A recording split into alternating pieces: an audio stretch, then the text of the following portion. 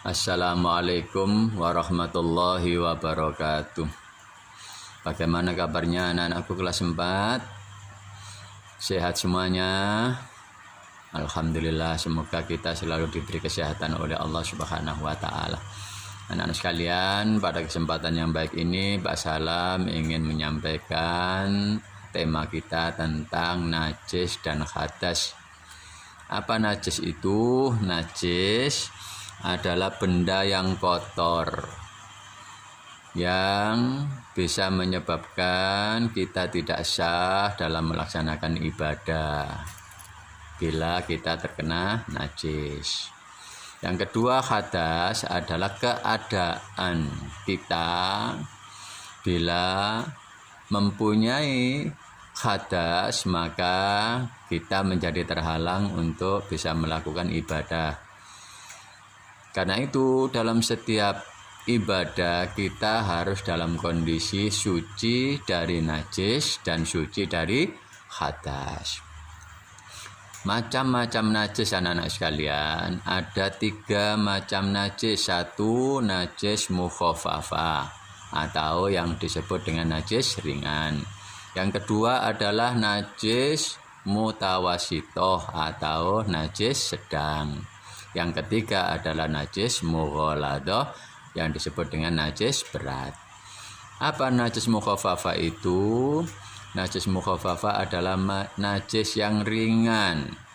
Contohnya adalah air kencing anak laki-laki yang masih bayi yang belum makan apapun kecuali hanya minum air susu ibu. Bila pakaian kita terkena najis mukhafafah, maka cara mensucikannya adalah dengan cara kita membasuh bagian yang terkena najis saja dengan diperciki air atau disiram air dari bagian yang terkena najis saja. Yang kedua adalah najis mutawasitoh. Najis mutawasitoh adalah najis sedang. Contohnya adalah bangkai, darah, kotoran manusia, kotoran binatang, ya, itu adalah najis mutawasitoh, ya. Bangkai ada 2 yang tidak najis, yaitu bangkai ikan dan bangkai belalang. Selain itu adalah najis, namanya najis mutawasito. Nah, najis mutawasito ini ada 2. 1, najis hukmiyah, 2, najis ainiyah. Najis ainiyah itu apa? Najis ainiyah adalah najis yang bila terkena badan kita atau tempat sholat kita atau pakaian kita itu ada wujudnya. Itu namanya najis ainiyah. Cara membersihkannya, mensucikannya adalah dengan cara membasuh seluruh yang terkena sampai hilang wujudnya, ya, hilang baunya, hilang warnanya.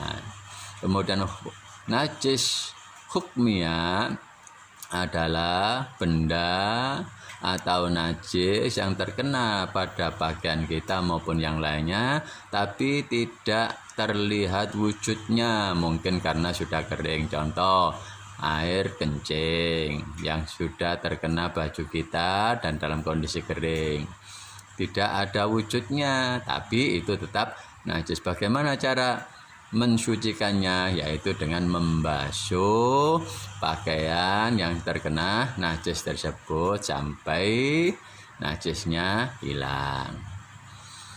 Anak-anak sekalian, yang ketiga adalah najis mughaladoh. Najis mughaladoh adalah najis yang berat. Contohnya adalah air liur babi dan anjing, kulit, bulu, dan semuanya termasuk kotoran anjing dan babi, itu semua adalah najis mughalladh. Bila terkena pakaian kita, terkena badan kita, apalagi terkena dengan tempat yang akan kita gunakan untuk ibadah, maka harus disucikan. Bagaimana cara mensucikannya? Agak berat anak-anak sekalian. Dengan cara apa? Dengan cara mencuci 7 kali dengan air yang bersih dan mutlak. Salah satunya nanti dengan pakai debu atau dengan tanah liat yang suci, baru nanti bersih dan suci. Bila itu sudah dilaksanakan, maka nanti akan suci. Demikian anak-anak sekalian. Kemudian yang kedua adalah hadas. Hadas ada 2 macam. Satu namanya hadas kecil, 2 namanya hadas besar. Hadas kecil itu contohnya adalah air kencing, buang air kencing, buang air besar, buang angin, itu adalah hadas kecil. Bagaimana cara mensucikannya? Untuk menghilangkan hadas kecil dengan cara berwudu atau dan tayamum bila mana tidak ada air atau dalam kondisi sakit. Yang kedua adalah hadas besar. Hadas besar contohnya adalah kita mimpi basah bagi laki-laki, kemudian keluar haid atau darah haid bagi anak perempuan setiap bulan, datang bulan. Kemudian ada lagi yaitu kumpul antara laki-laki dan perempuan yang sudah suami istri, maka itu namanya hadas besar. Bagaimana cara menghilangkan hadas besar anak-anakku sekalian? Dengan cara mandi besar, yaitu membasuh air dari ujung rambut sampai ujung kaki secara rata. Nah, dan bila mana tidak ada air, maka bisa mensucikan hadas besar dengan cara tayamum. Itu adalah pengertian najis dan hadas, macam-macam najis dan hadas serta cara mensucikan bagaimana bila kita terkena najis atau dalam kondisi berhadas. Mudah-mudahan tema kita pada pagi hari ini bisa anak-anak pahami semuanya, sehingga kita dalam beribadah tetap betul-betul dalam kondisi suci dan bersih.